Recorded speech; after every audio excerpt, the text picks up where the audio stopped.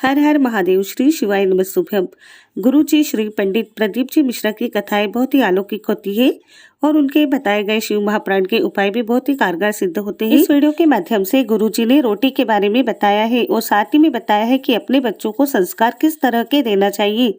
तो आइए सुनते हैं गुरु जी के पावन मुख से। बोली वही तो बेचारा बता के गया है मुझको। शंकर भगवान बोले वो बेचारा जो सबका आचार बना दे वो बेचारा जाने दे। पार्वती जी को शिव जी ने समझाया।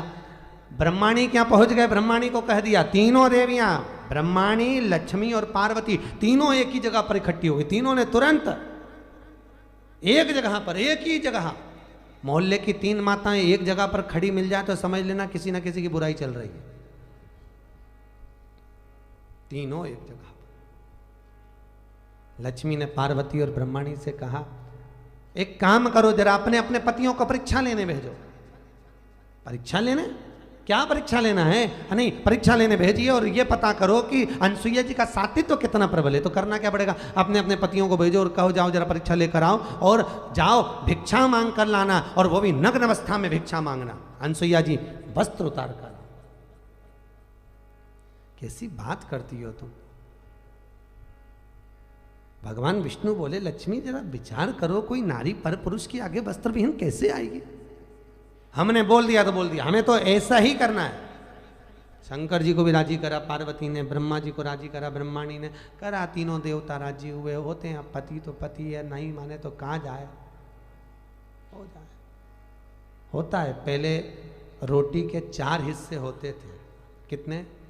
4। पहली रोटी गाय की, दूसरी रोटी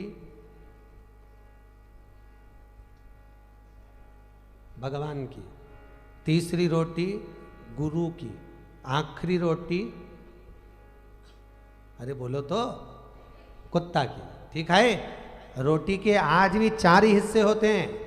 पहली रोटी किसकी है? गाय की।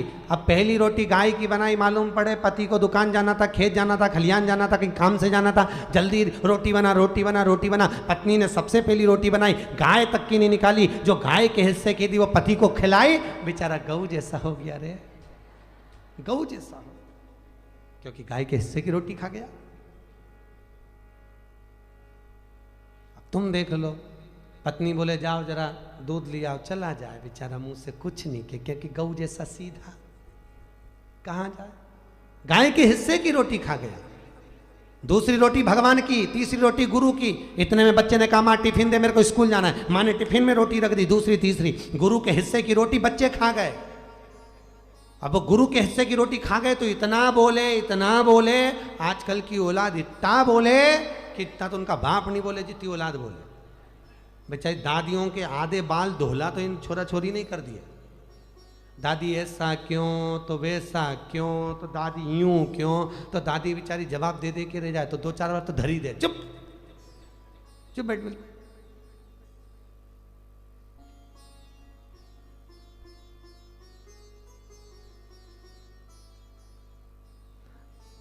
आज के जमाने में सबसे ज्यादा सुखी तो बहुएं हैं। छोरा छोरी भी दिन भर दादा दादी पे टंगे रहे दिन भर। और निवेदन है मरे कामों का ठोका है, जब तक काम करते रहोगे दुनिया में अच्छे लगते रहोगे। पिताजी दुकान जाना छोड़ देंगे, काम करना छोड़ देंगे तो घर में श्रेष्ठ नहीं रहेंगे। और माताएं अगर रसोई घर छोड़ देंगी, काम करना छोड़ देंगी तो घर में श्रेष्ठ नहीं रहेंगी। मरे कामों का ठोका। काम करते रहोगे जगत में अच्छे लगते रहोगे, भगवान की कृपा है। क्यों? वो हैं, बच्चे कब बड़े हो जाएंगे मालूम नहीं पड़ेगा। वो हैं तो तुम कथा तक भी आ गई, वो हैं तो तुम मायके भी दौड़ दौड़ कर चली जाती हो, वो हैं तो जगत में यहाँ वहाँ किटी पार्टी में भी पहुँच जाती हो।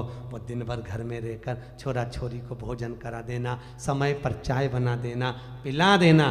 भगवान से प्रार्थना करते रहा करो कि हे प्रभु ऐसी कृपा कर, हमारे सास ससुर को अमर रख, हमारे माता पिता को अच्छा रख। वो हैं तो हो रहा। और होना चाहिए, माता पिता का सम्मान हो। आज जगत में जितनी गौशालाएं खुल रही हैं उससे दुगने वृद्धाश्रम खुल रहे हैं, उससे दुगने वृद्धाश्रम खुल रहे हैं। पहले 5 माता पिता 5 बच्चों को पाल लेते थे, उनका भरण पोषण कर लेते थे, और आज के जमाने में 5 बेटे 2 माता पिता को नहीं पाल पा रहे हैं। माता पिता, शास्त्र कहे जिस घर में माँ बाप की इज्जत नहीं होती, जिस घर में माँ बाप की इज्जत नहीं होती, उस घर में देखना कभी बरकत नहीं होती, उस घर में देखना कभी बरकत नहीं होती। जहाँ माता पिता का सम्मान होगा वहाँ बरकत है, वहाँ लक्ष्मी है, वहाँ सदमति, सदगति, सद्बुद्धि है। जहाँ माता पिता का सम्मान नहीं वहाँ कुछ भी नहीं, कुछ भी नहीं। वृद्धाश्रम बड़े बड़े 3 लाख रुपए डोनेशन जमा कर दो, अपने माँ बाप को भी डोनेशन के साथ जमा करिए। वृद्धाश्रम, जिस बुढ़ापे में माता पिता को अपने बच्चों की जरूरत पड़ती है, वो बुढ़ापे में बच्चे माता पिता को वृद्धाश्रम में छोड़ रहे।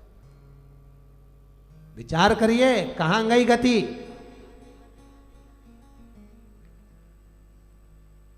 कभी किसी वृद्धाश्रम में जाकर देखना, कोई कहेगा हमारा बेटा ये है, कोई कहेगा हमारा बेटा वो है।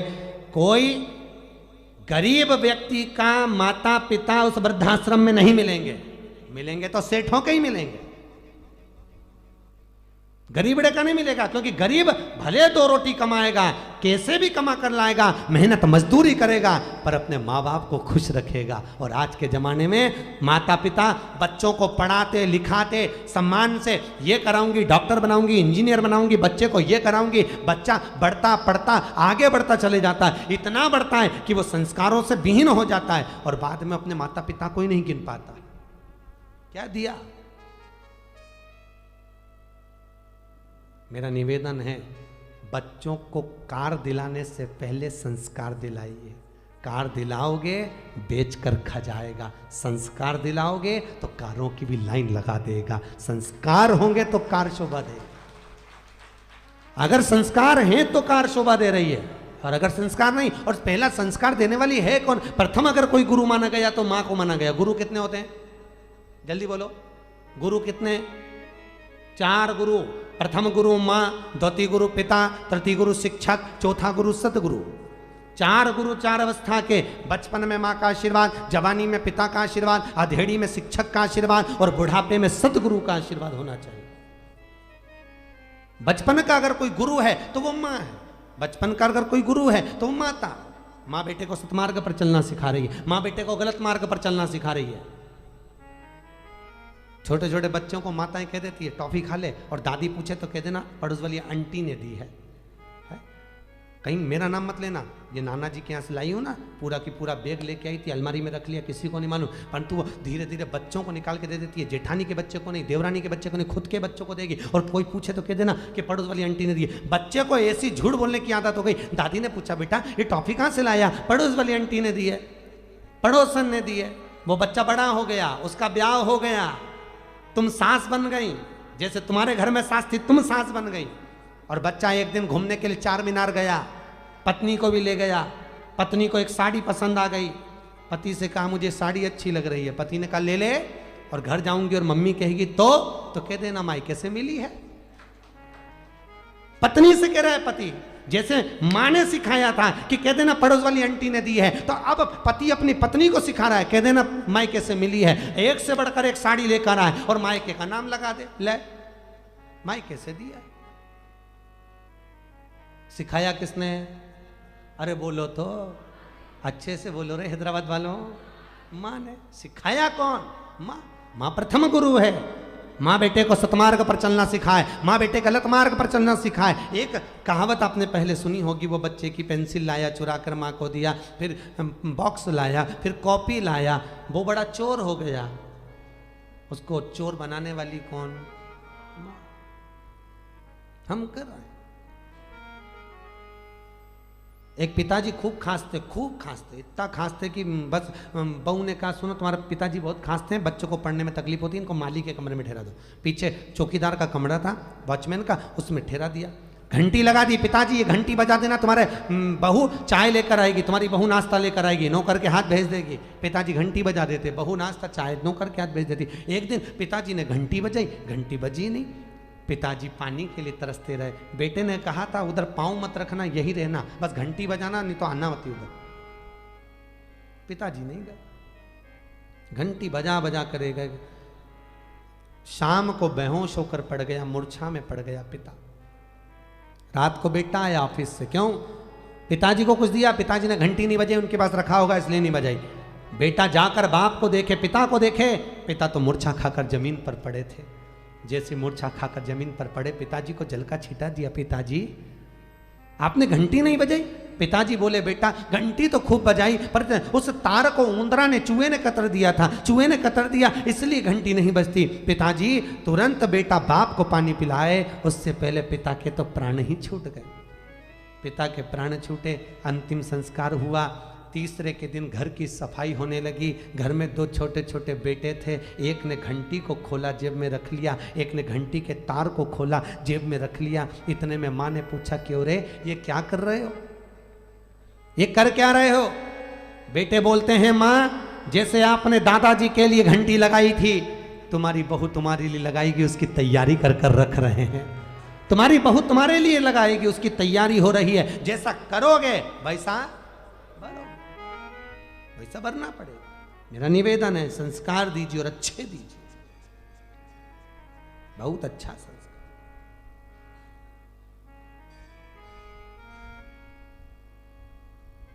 सम्मान हो माता पिता का। जाओ भिक्षा मांगने के लिए, पहली रोटी गाय की, गाय को दीजिए, पति को नहीं। और आखिरी रोटी किसकी है? कुत्ता की। अब कुत्ता की रोटी भी आज के जमाने में लोग कुत्ता को नहीं दे, आखिरी की सब खाने बैठी थी, बहू बेटियां सास वगैरह, रोटी पड़ गई कम, कुत्ता के हिस्से की भी खा गई तो दिन भर भोगे, दिन भर।